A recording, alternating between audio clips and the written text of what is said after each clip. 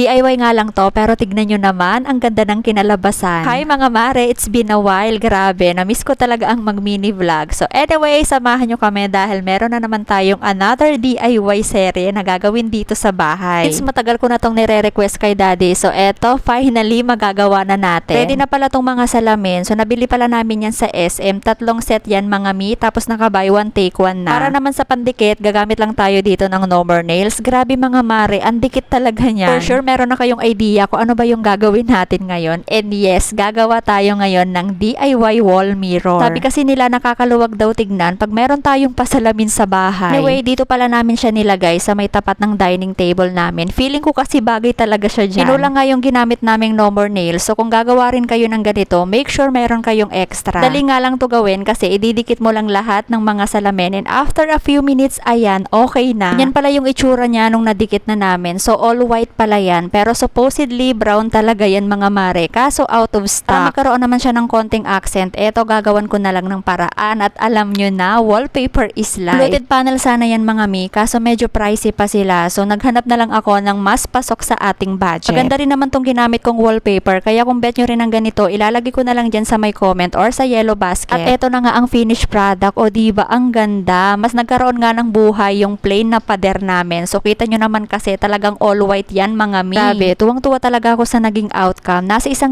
lang ata yung nagastos namin dito. O diba, sabi ko naman sa inyo, kahit sa murang halaga, pwede talaga tayong magpaganda ng bahay. Kung wala pa nga tayong sapat na budget, edi kumapit muna tayo sa mga pa-DIY. O siya, ayun lang naman. Thank you for watching. Follow mo ko.